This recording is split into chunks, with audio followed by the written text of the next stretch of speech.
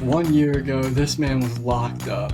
The system works. He's turned his life around and he Rehabilitation is so beautiful. rehabilitates. We have an aura off between Shay and Ant. Does foul baiting really have aura though? There's only one thing the NBA hates more than rigged draft lottery theories, and that's small market teams winning championship. Spencer Strider, you're terrible. You're injured all the time. We gave you a contract prematurely. Michael Harris, we gave you another contract prematurely. Marcelo Zuna, your downfall is imminent. You're old. You have the gimmick with the guy on Zuna and the Braves. That's the only reason why you're staying relevant. Welcome back, everybody, to the Gridiron Pulse. We are here for episode number 14. Got just me and Cole here today. How we doing, Cole? I'm doing good, man, and it seems like you have taken over the reins as the introer and really the one that steers the ship here. So, you're very versatile guy. Well, I like to be whatever the team needs me to be. I can be that, especially if half Just a the team team's guy. not here half the time. So if it's just Oh, me or Carter, it seems like I'm the one constant factor here. So I'll just take it upon myself. you know what? I'm gonna let that one go because you're not wrong. I have been very on and off on the pod, so um, we can't have it. Got to be more consistent. You're also a very busy man. We completely get it. I mean, we love to have this 1 or 2 hours a week with you here just to talk sports here on the Gridiron Pulse. We got a pretty loaded show full of topics today. I'll just run through a couple of them pretty quick here. Obviously, we have Scotty Scheffler, newest PGA champion, just destroyed the field. We had a couple game sevens this past weekend in the NBA that were pretty poor, to say the least. We got a Georgia versus Texas A&M baseball series to recapping the Braves over the Red Sox, and then kind of a little teaser for the end. We might have next year's Jamar Chase with some interesting clips. I know you brought that one up a couple episodes ago, but we can just go ahead and dive right in here to the PGA Championship. Scotty Scheffler destroys the field. Was pretty ho-hum for the first couple days, just kind of sitting around 5, 6, 7 under, and then just kind of ran away with it. I mean, ended up winning by 5 shots over three people tied for second, over DeChambeau, Harris English, and Davis Riley. Funny enough, the guy who applied the most pressure on Sunday isn't even in that second place. He actually finished, kind of got to scroll down for this one, tied for Really? eighth at 4 under. It was John Rahm. At one point in the match, when Scotty was going from the front to the back nine, Rahm was at 8 under and Scotty was at 9 under, and he was kind of applying pressure. What'd you get out of the PGA Championship, watching it and everything, and how do you think it went?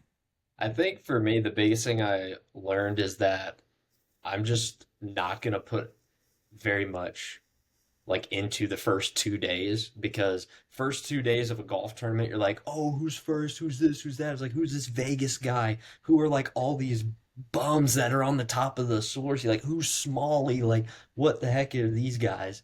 And then sure enough, you fast forward all the way to Sunday and it's the Scheffler, Rom, and DeChambeau up there at the top. And then, of course, you got other guys mixing, like you said, Harris English, who are, sometimes around that time. Um, but yeah, no, Scotty once again gets it done. And Rom, I give credit to Rom because he was in flat out second place, but he knew going into the last three holes that he needed to be aggressive, and that aggressiveness cost him like spots in the leaderboard. But I don't think John Rom cares about being second or eighth. He had to attack pins and it caused him to hit it into the water. Um, Everyone else in this last round and really those last 2 days, it was just birdie, bogeys, bogey, birdie, birdie, par, birdie. And it was just all up and down, up and down, up and down. And it looked like Scotty was going to be that in this round. The front nine, he was like one over or something like that. I can't remember. He did Yeah, not yeah. have a good front nine, but he just steadied the ship. And I think he probably shot like 1 or 2 under on the back nine to finish at 12 under. So, I mean, he was just steady. And he gets, once again, he is now halfway to the career Grand Slam. He's got the PGA Championship, and of course, he's won the Masters twice. So, um, I want to say what was the I heard Jim Nance say something that he's the first golfer, or it's only he has two majors by the before the age of 28, Hmm. and only like Jack Nicklaus and Tiger have done that or something like that. Yeah. So I mean, he is. I mean, right now we are in the era and the Scotty Scheffler generation, because he's we have not seen a golfer do what he's doing since those guys. And of course, last year he had the historic run where he won like 8 times or something like that. He's only won twice this year, and only won twice, and now he's got a major under his belt. So it'll be interesting to see as we now look towards the U.S. Open. Yeah, it's definitely going to be an interesting one looking at that US Open at Oakmont Country Club. Just kind of wanted to go back here and see. We had a low round of the day was our boy Harris English, proud Georgia Bulldog. He went from even to 6 under, shooting a 65, and he was in the clubhouse so early, obviously, and it was just like he was just at the bottom of the leaderboard, but he was always on that front page. And it was like people just kept dropping and dropping and dropping, and by the end of the time, we were like, Harris English is gonna get second place here. So got some payout numbers in front of me here. Harris English went from, if he would have just shot even par, because he was at even par coming into the day, coming into Sunday, and he would have made $89,000. He Pretty ended good. up tied for second. He won $1.4 million. That's all it took. Just shoot 6 under. And it was the quietest 6 under that you'll ever see, too. I mean, it's so simple, Jacob. Like, if you want to make money, just shoot 6 under at Quail Hollow, back nine. All right. Yeah. I mean, it seems pretty simple at that, but yeah, looking ahead to the US Open is next month. I think it's like June 15th or 16th, something like that. It's honestly right around the corner. Oakmont Country Club should be should be a doozy. Seen some pictures and videos of the courses and all the rough and how they do like the ball drop and all that stuff with the rough. It's so thick. I mean, you got to think that coming into the round, it's probably going to be similar to how this one was. It's going to be Scotty up there. It's probably the odds-on favorite. Then Rory's probably not far behind, along with DeChambeau. And then someone like Rom with a good showing this weekend's probably not too far off. Yeah. So, interesting conversation that I saw. I think I saw a TikTok about this, but I want to get your thoughts on it, Jacob. So, obviously, you have four majors, and it's highly regarded that the Masters is the best one, and the PGA Championship is like the worst one. The point of contention is which one is better, the U.S. Open or the British Open? I feel I like that's kind of difficult because they're like. two very different. Oh yeah. Like I almost put this in the perspective like, all right, let's say you were a pro golfer. Which ones like would you rank or would you want to win the most? I think we both agree we would both want to win the Masters the most. And it's like, okay, if I didn't ever win a PGA championship, cool.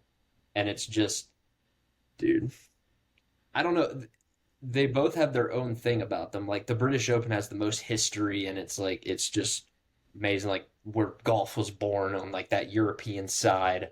But then the US Open, there's some it's historically and year in and year out the toughest tournament, the one that has the lowest scores. So it's almost what you value. I think I go British Open honestly, but I go back and forth because when I saw this, I it was a tough decision, and I really changed my opinion Yeah, I every. feel like maybe if I was European, I'd say the British Open, but I I'll kind of cater toward the US Open. I mean, it has the difficulty and a Mhm. bunch of awesome rotating courses. Not saying that the British Open doesn't, or the Open Championship now.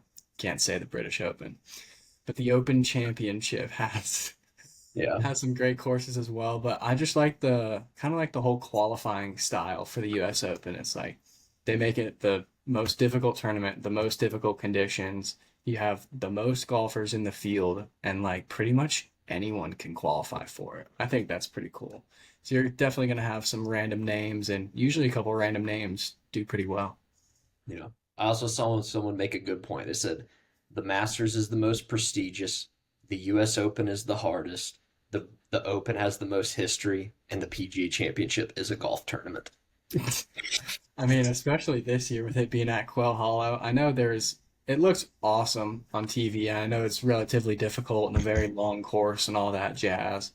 But I mean, it's a it's a regular stop on the PGA Tour, so it didn't have that like extra kind of, I don't even know, like that extra aura that puts it on No. top and make it seem like a major. Yeah. PGA Championship, no aura points. Confirmed. Nope. Scotty definitely gets some aura points though. I mean, he brought his kid He in to slammed his hat. he slammed his The hat and then mo- he brought his baby in to calculate the score or whatever and sits him on the ground and gives him his hat and his scorebook or yardage book to as makeshift toys. That was Oh, cool. awesome. Oh, also, Nike, they usually kill it with, the Twitter posts after like one of their athletes do something big. They did world number one golfer, guilty. Yeah. Shoot. All the stuff on Twitter is like 1 year ago this man was locked up. The system works. He's turned his life around and he Rehabilitation is so beautiful. See, rehabilitation's amazing. I know amazing. Nike had one, the one for Rory after he won the Masters was so sick. I wonder how many years they had that one in the drafts. You know what I mean? Probably close to 10. I would say probably close to 10.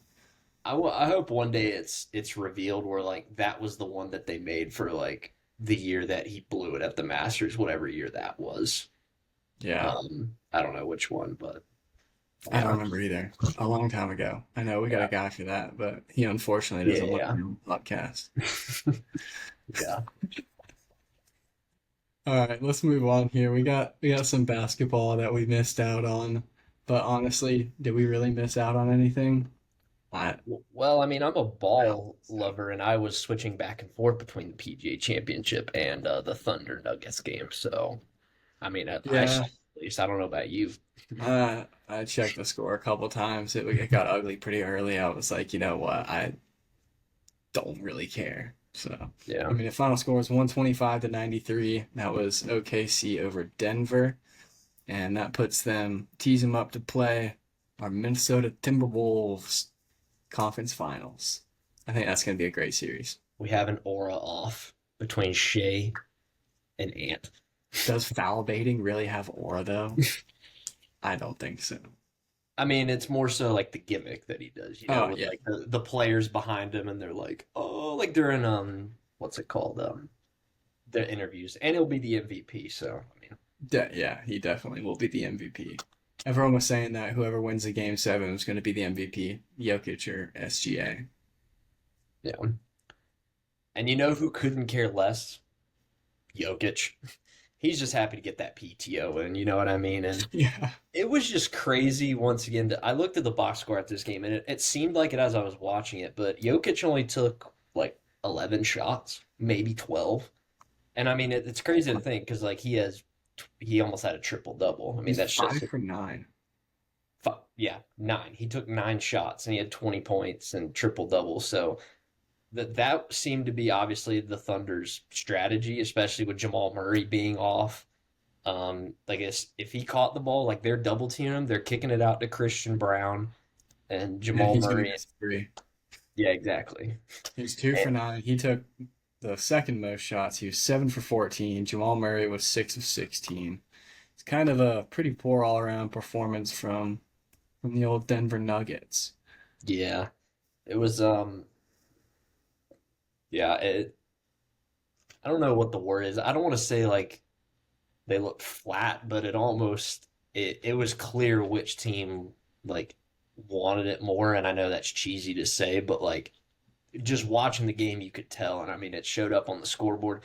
The home crowd definitely helped with that, and I mean the deeper and overall just better team ended up winning.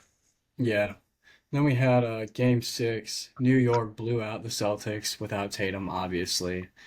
That was kind of a it was kind of a no contest for pretty much the whole game. And can't say I watched too much of that one either. I mean, I really hate both these teams. I would have watched if Tatum was in, because I would have thought they had a much better chance to win, obviously. But Jalen Brown tried to take over 8 for 20 from the field, 20 points. nothing too impressive. He was the only Celtic that had 20 points, and only two had over 10, which was Peyton Pritchard and Al Horford, the corpse of Al Horford. Yep.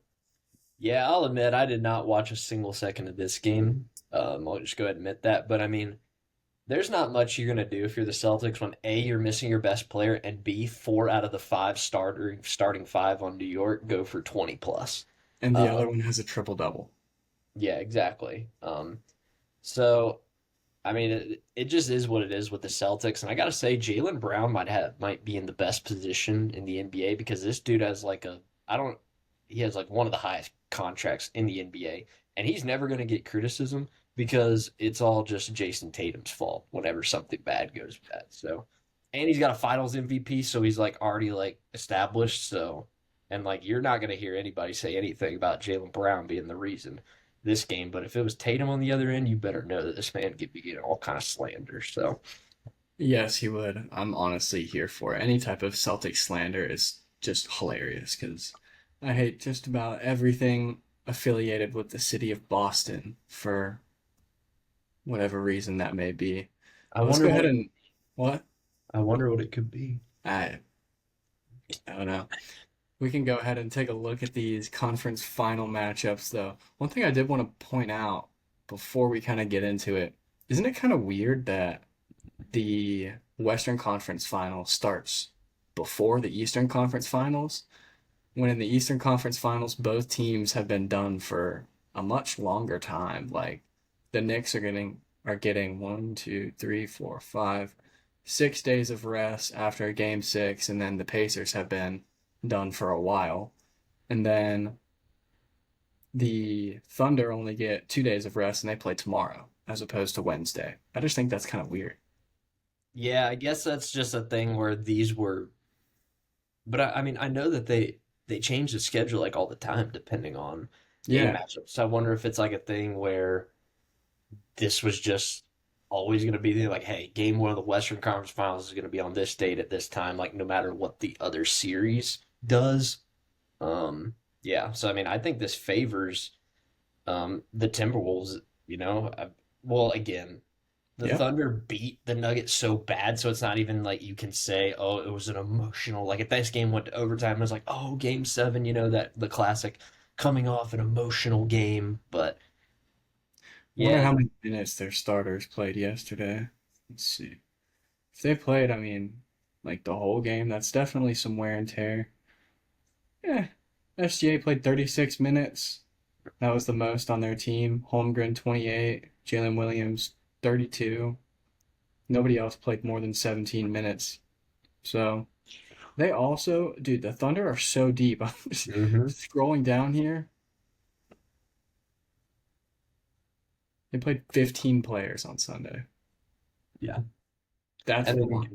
you compare that to, I'm pretty sure the Nuggets play like, oh well, they at least played more than what I They saw. played 11. Okay, Yeah. yeah. Because I remember there was one game in this series where I was looking at the box score and there was like they played like seven people the whole game, Yeah. something like I know that. that's one thing I always see with the Timberwolves. They play 8 players max. Like the next player off their bench is like Joe Ingles and Luca Garza, the kid from Iowa that went off that one year. And I don't think I've hmm ever seen them on an NBA court in the playoffs yet. Just kind of funny. But I mean, I don't know if I would say the Timberwolves are even a top heavy team, but they just don't play too many people.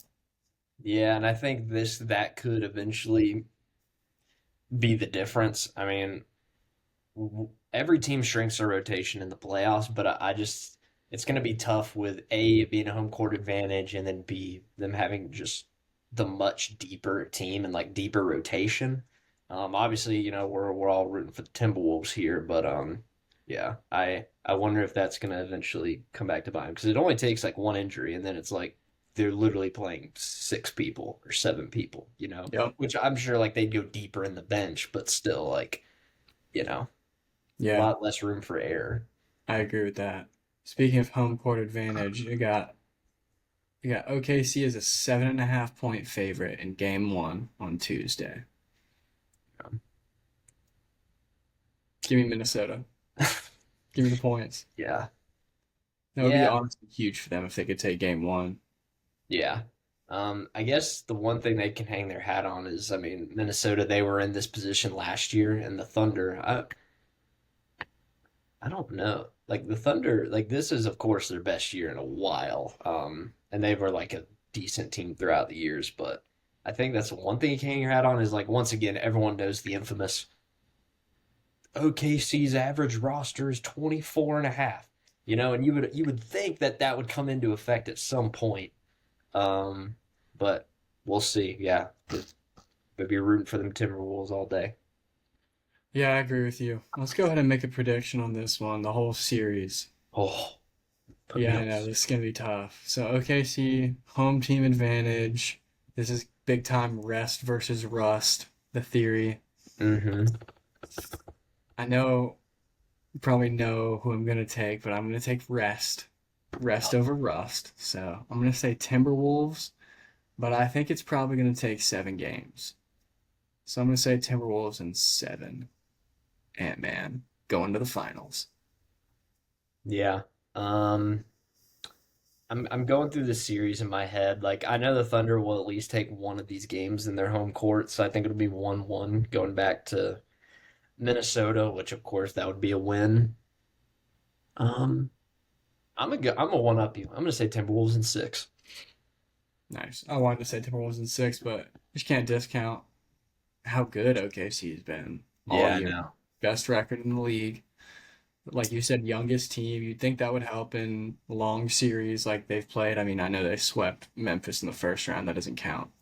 But going on game 7 yesterday and then playing tomorrow is going to be interesting. And another theory is put to the test. There's the classic, there's one side that says, oh, the young team, like the pressure will eventually get to them because they haven't been there before, yada, yada, yada. Then there's the other side of the aisle that says, no, listen, dude, they're so young that like they're almost stupid and they don't realize how big the moment is and they're just out there playing. Yeah. Lack of a better word, stupid, not the right term, but you get what I mean. Yeah. Um, so I almost feel like that could be the situation for the Thunder too, potentially. So I mean, there's a lot of clashing ideologies and theories, and I'm excited to see how this one's going to end. Yeah, I think this is going to be a great series. And we're not discounting the fact that Minnesota definitely has a bunch of young stars. Like Anthony Edwards is 23 years Yeah, old. He's younger than both of us. But they also have that was Gobert. all for. They have they have Gobert and Julius Randle, who I guess are kind of like the vets of their team besides Mike Conley, who's the true Yeah, vet. Mike Conley is 37 years old, starting point guard. yeah, dude. That's the one thing that worries me is Julius Randle played his butt off in this little past series that they won, and you almost wonder is like, he's a good player, but Julius Randle's not dropping 30 on the regular, and it's almost I hope that he doesn't kind of it's almost like a reduction to the mean if he kind Yeah, of stays, you know what I mean? So yeah. that's one thing I worry about, but hey, maybe he just stays hot and he keeps it I going. mean, he's definitely been one of their best 3 Oh players yeah. all year long. So, I mean, you can kind of hang your hat, hopefully, that he's going to be a 25 and 10 guy, but it's going to be Mhm. tough against the Thunder big men. I mean, Chet Holmgren is massive. I know he might be rail thin, like a toothpick, but he's massive. And it's not going to be easy for him. We can see that even talking about the game yesterday, he made hell for Jokic. I mean, he was on him from Jump Street, like they were doubling and all that good stuff. But Holmgren was the main one of that. You got someone who's 7'3" who can like really go up and block shots down low. I'm really interested to see too the Ant Man versus the Lou Dort offense defensive matchup because you would imagine Lou Dort's going to be guarding Anthony They Edwards. would not dare and put SGA on. No. I mean, SGA's got to conserve energy to drop his usual 33, 35 points. So, yeah, On most definitely 15 of not. 15 from the free throw line. Yeah, exactly. So, yeah, SGA is most likely going to be on like Jaden McDaniels or something like that. So, That's yeah, another thing. They don't have KD, but we still got Jaden Jaden McDaniels. McDaniels, Jaden exactly. McDaniels, man. Jaden McDaniels. All Exactly. right, let's go to this Eastern Conference Finals series. We got the Knicks versus the Pacers. Knicks with home field advantage, 4-point favorites in game one. This is going to be an interesting series. It was last year. I know. Didn't Indiana took it last year, I think. And Yeah, because that you was know, the the Knicks, second round, or yeah, yeah, Knicks haven't made it this far since the 70s.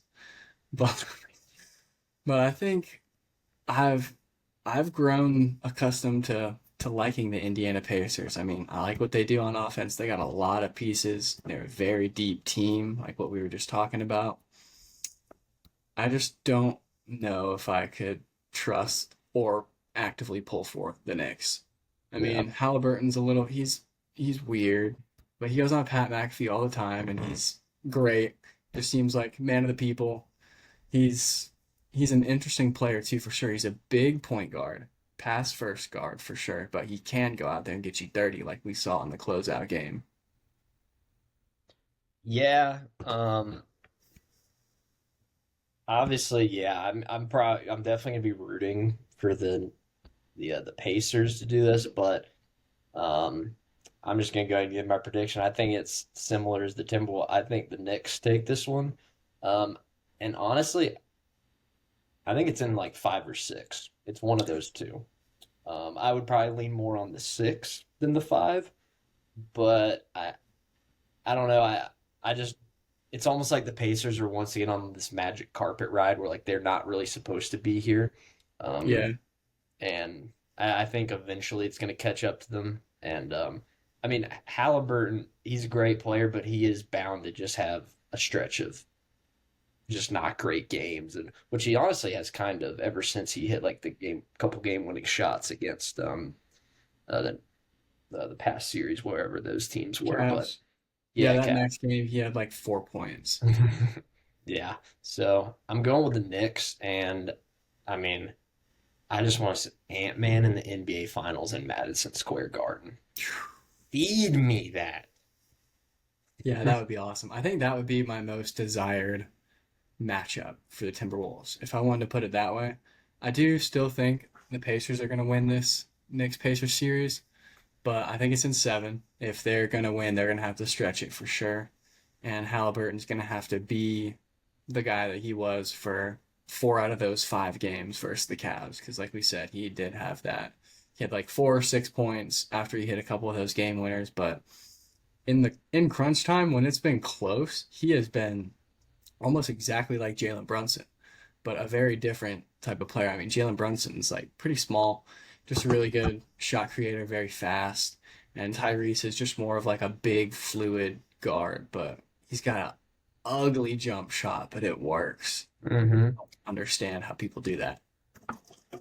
I can't wait for this, for it to eventually though end up being the Thunder versus the Knicks, and it's going to be the most foul baiting, disgusting form of flopping basketball you've ever seen. I feel like that is the least desired finals matchup for just about everybody who watches basketball. For the NBA, for Adam Silver, it's the Thunder and the Pacers. That's the least one because you have two small market teams, and there's only one thing the NBA hates more than rigged draft lottery theories, and that's small market teams winning championship.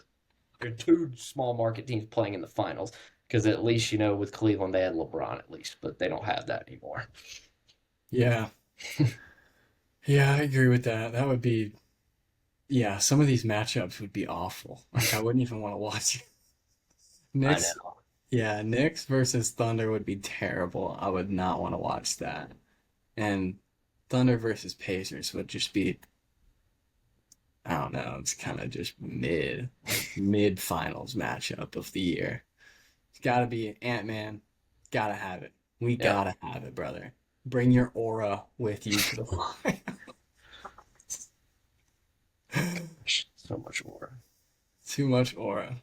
All right, we had couple baseball series this weekend. One of them with our college baseball Georgia Bulldogs versus Texas A&M, who were second to last in the SEC, I believe. They were terrible after starting preseason as the number 1 team in the country.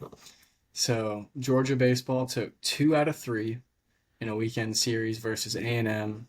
Pretty much locked up a national seed. So we're going to be hosting a super regional. We're going to be hosting until Omaha. It seems like we're going to be in a better spot than we were in last year too, because we were the 7, I think, last year, the 7 seed. Every look and prediction that I've seen says that we're going to be top 5 seed. Either I've seen us either 4 or 5, sometimes 6. But just going over this game this past weekend, we won the first one 10-6. Bats came alive and got hot early. In the second game, A&M pitched their best pitcher by far. He threw an absolute gem. They beat us 6-0. We threw Brian Curley that day, so that was kind of disappointing. And then on the rubber match on Saturday, Georgia won 7-5 on the back of Leighton Finley, kind of an unsung hero later on here in the season. He pitched six innings of 1 or 2 run ball, I believe. And I mean, honestly, that's about all you can ask for. He needs to be, he's going to be our second starter, I believe, throughout the postseason, and then it's gonna be Leighton Finley or Curly Finley, and then most likely Colton Smith. I don't know. That third starter is gonna be up for debate as long as it's not freaking Charlie Goldstein. He's gonna be selling car insurance within a month. Yeah, I mean, we had to make it interesting, of course, with making it come down to the very last game of the season to clinch the national seed. But we did it. Good stuff. And yeah, as we said, now we look towards the regionals. Well, technically, we look towards the SEC tournament. But as Yeah, Johnson has said, you know, not really too worried about this tournament, to be yeah. fair. Yeah, I was gonna say I have it on pretty good authority that we're probably gonna essentially just mail it in here in the SEC tournament. And we missed out on the double bye too. I actually have let me pull it up for us. Yeah, and is this tournament similar to in March Madness with the conference tournaments where like your your ability to improve your seed and like your standing going into the tournament is like greatly exaggerated by people because I remember in March Madness this year, there were teams that won 3 games in their conference tournament and didn't move up a singular seed or didn't like push them into the tournament at all. So I wonder if like this is like pretty similar. I think it is, at least from what I'm seeing. There's a chance that we could move up maybe one. Like if we were, say, if we got like the short end of the stick and we were a 6 seed Hmm. in the regionals, we probably, if we won 2 games or something like that, or made the championship game, we'd probably move up Yeah, one. But I think if we're already locked in as a 4 or 5, it would be too much to ask for us to move up. I So, got you. anyways, we do have the bracket pulled up here, and it's going to be starting on Tuesday. So we're obviously where are we at? We're right here. We're the 5 seed. Unfortunately, only because we got swept by Vanderbilt. That was kind of a tough series in general. It was at Vanderbilt. Didn't even it's like it's not like we weren't even trying, but the bats were not alive. The bats were very, very dead, and Vanderbilt had some great pitching. But just kind of looking at the SEC as a whole here, absolutely loaded conference. Like this is like exactly how it was in March Madness, where we're Hmm. gonna have like how many teams make it to Omaha? 8, something Yeah, like that. 8. Well, I wouldn't be surprised if we had 5 or 6. It was just like the Elite Eight in basketball. I think we had 5 teams in there, which was crazy. But I mean, football, basketball, soccer, women's just tennis, more. doesn't Oh, yeah. matter. Women's tennis, Georgia. We won the Natty in that. Good shout out right there. Women's tennis, it don't On top of matter. equestrian.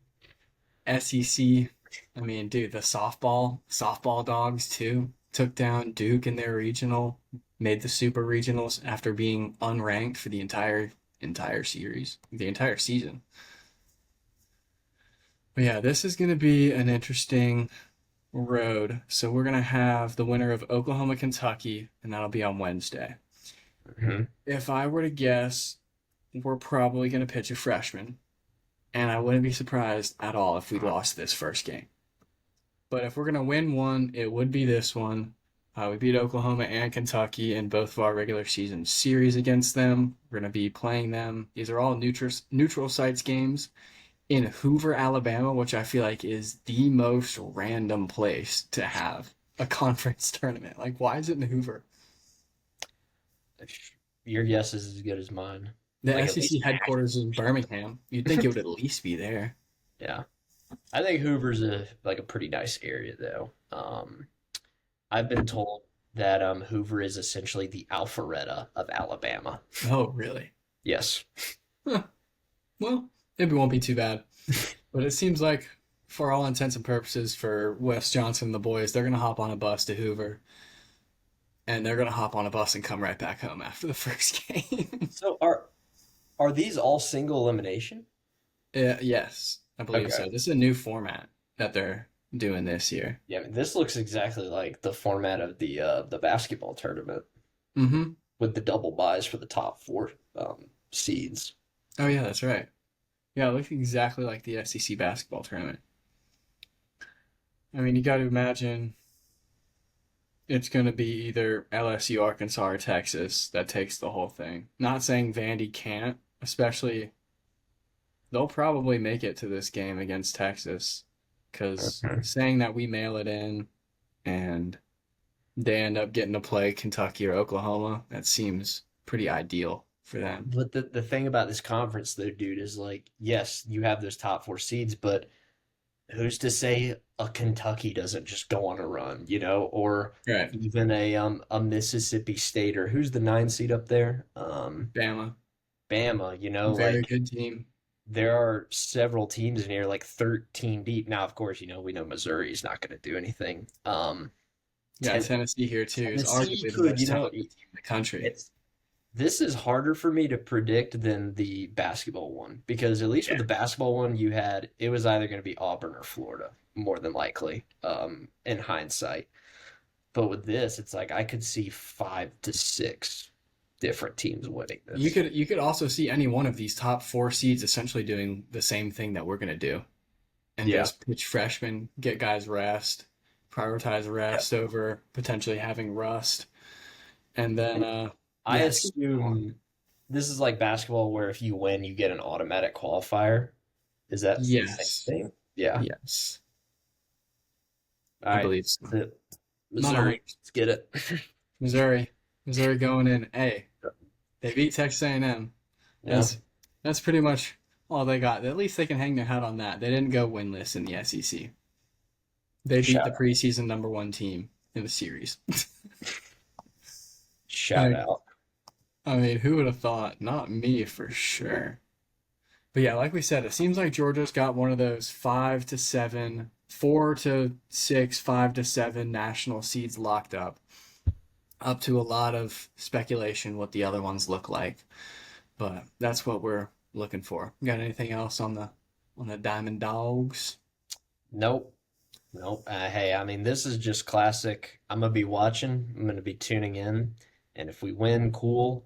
I would almost rather save the arms. So, like, if we lose, cool too. So, it is what it is. Yeah, I think best case scenario, I wouldn't be surprised if we win that first game and then just kind of mail it in versus Vandy. Just at least get another good SEC win under your belt, even though it's two teams that you've already beaten. But, anyways, we got some more baseball to keep cooking on here, this time at the MLB level.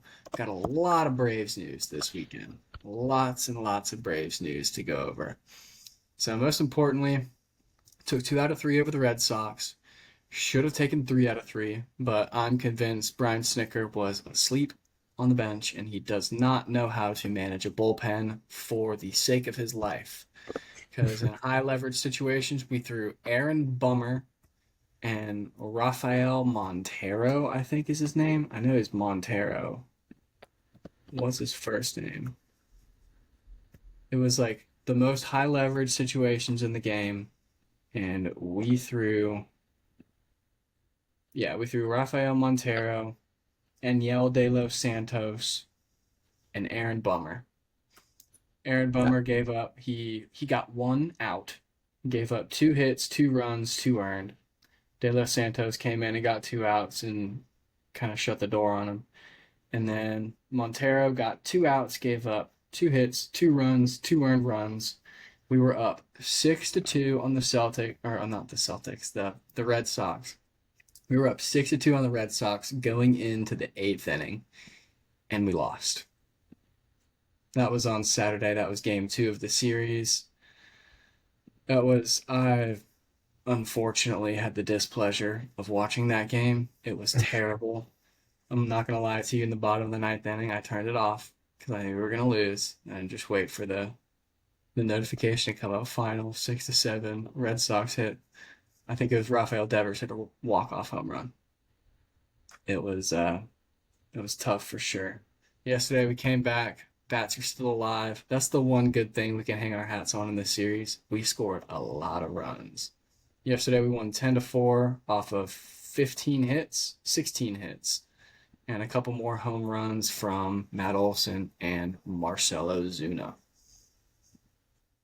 The biggest takeaway I came away with this is that we need to talk bad about more Braves players because it seems like every player that was a topic of conversation in our podcast leading into this series showed up and was a big reason we won this series. I mean, we could first start off with the guy, Matt Olson. I mean, we weren't talking bad about him or anything. We were Huge. just saying, hey, he's getting unlucky. Like, when's it going to happen?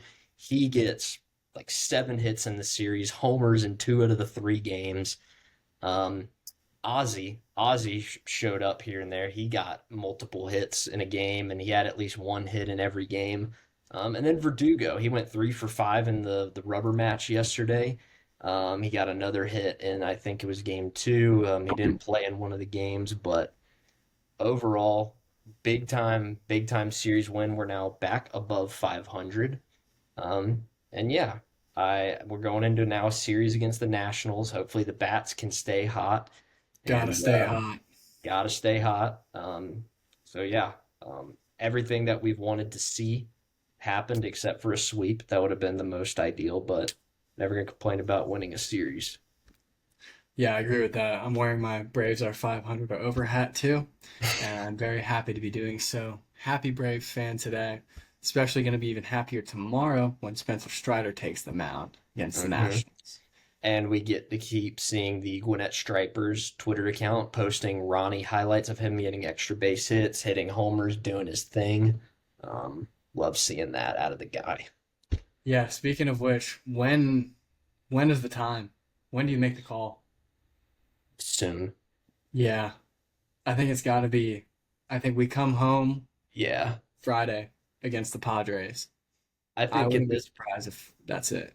Yeah, I think at this point it's more so, yeah, like more logistics. Like, let's just go ahead and finish up this road trip, give him a few more starts, and then when he comes back to energize the fans and all that, and he would be coming home. Um, when is it the next series against the who are It's we home against? Friday against the Padres at home. Padres. Yep. Yeah, I mean that's obviously a big series against a very good team where it would be quite beneficial if he was on the team for that. Yeah, because I've always was curious about how that is. Like if you are in the Braves situation right now where it's like, okay, Ronnie is most likely ready, but do we really want to call him up for like a series? Which, like, I mean, I know they can easily just take the PJ up there to Washington, but it's like, we'll just wait till like we're coming back home. Like, I wonder if that's like more in the mindset with these MLB front offices, or if like they just don't care. It's like, oh, we're in San Francisco, okay, send them up there, and they only have 1 game left in the series. You know what I mean? Like Yeah, how that works.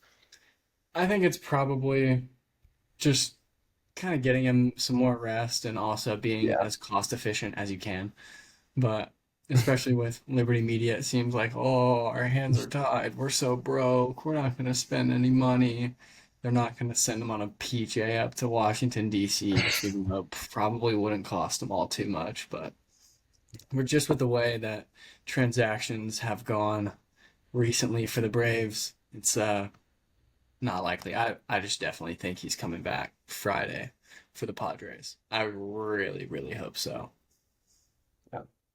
Okay, we'll see though. And Yeah. so who else do we want to let's see here. So if Who we can we can keep trash it up, on?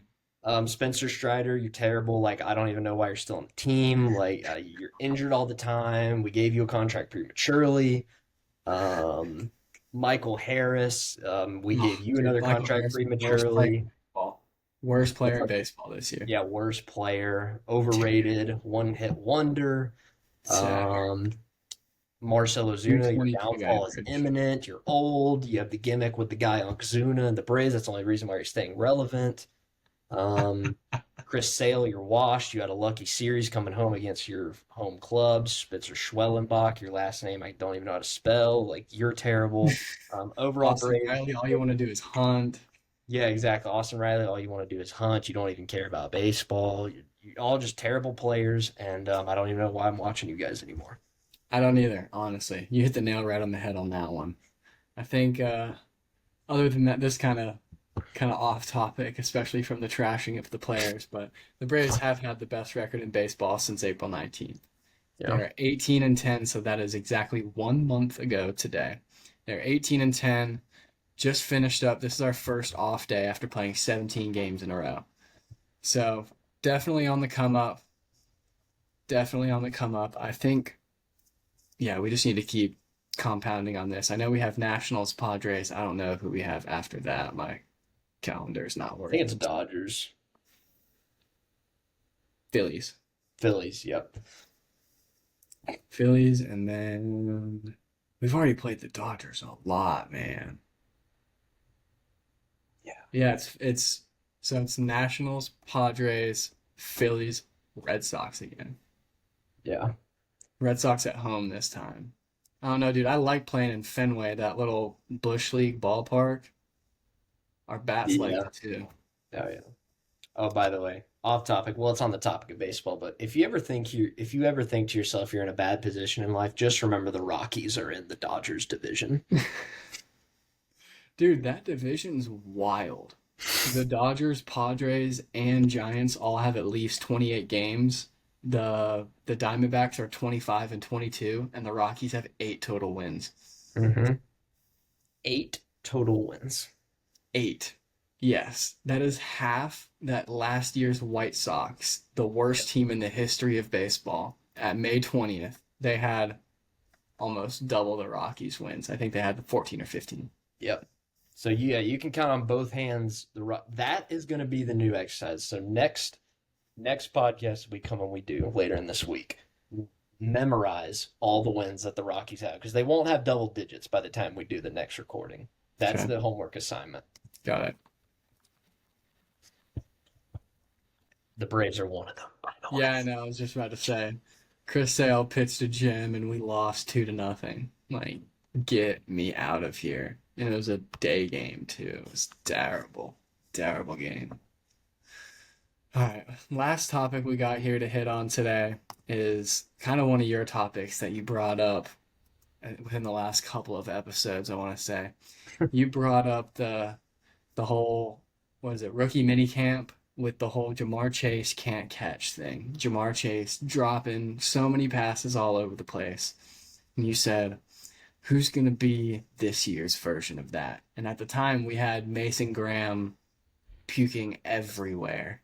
So I thought that was it. But even more comparable one would be these route running videos of Travis Hunter stumbling all over his face, catching with his body. I mean, I'm not gonna lie to you, they were some pretty bad videos. Like all of the routes, he doesn't make clean breaks with his cuts. He's running wrong routes, not coming back to the ball on hitches or comebacks, and catching with your body is the most, I don't know, disturbing thing to me. It's like I just feel like that's the most simple thing in football. Like you're a wide receiver, your job is to catch the ball. You catch the ball with your hands. Like out. Don't let it get to your body. Yeah, I will say though, Antonio Brown at the height of his just what's it called? His career in Pittsburgh, he was the most body catching receiver I've ever seen. Like I'm not kidding. Like if you were a Steelers fan growing up, like in like the Killer Bees era, you Antonio Brown literally, like of course he had great hands and he would always do that too. But like I swear he would go as opposed to this all the time, and it worked for him somehow. Um, but yeah, I think that this is prime example of the news cycle slow. What are we going to talk about? Oh, these people are taking videos at training camp, and of course, like I've brought up, it's Jamar Chase can't catch, it's Travis Hunter can't run routes. I'm just waiting for week one when Travis Hunter actually routes up a corner or a safety, depending on who's covering him, and everyone's going to forget about these videos that ever happen. And it can also work on the inverse because there are also times where it's like, oh, so and so's tearing up training camp. He completed all of his passes on air. It's like, Yep. whoa, At Shador Sanders. yeah. I honestly wasn't even like doing that, but then like I just realized that sounded like I was taking that shot. So thank you I for mean, he's a that. Brown too. Yeah, That's that's your true. job. Take Yeah, shots at him. that's true. Um, that again, that is just another situation where I'm like, does Dylan Gabriel even have a chance? Because if even if they're equal, like they're just gonna. I don't know. So, we're gonna see about that. But yeah, rookie mini camp, exciting times. But I did see that the annual rookie picture came out. I believe where all the rookies are standing and like they take the picture. I remember vividly Kenny Pickett, whenever it was his year, he was blinking during the picture, and that told me all I needed to know. So, Will Howard, though, he had a nice smile. He's looking at the camera, didn't blink, so we're in the clear. No Falcons in the picture. None. None of our Jimmy guys were Walker there. didn't get the invite, dude. He wasn't even there. Oh, you know what he was doing? He was recruiting for Georgia this past weekend. Oh, okay. He was taking pictures with Shadarius Tootle Jr. First team, all name team, and also Let's go. looks like his little brother in the pictures. Let's go. Oh, great stuff. Yeah, that was the only reason why I knew that Jalen Walker wasn't there. It's like, if he's going to get the chance to do so and give back to the program who gave so much to him, he's going to do so. That's the best part about him staying in Atlanta is he's going to be there for a lot of those. Oh yeah, that yeah, you're right about that because He might be Kirby. He might be technically on the staff right now. He might be Kirby's best recruiter.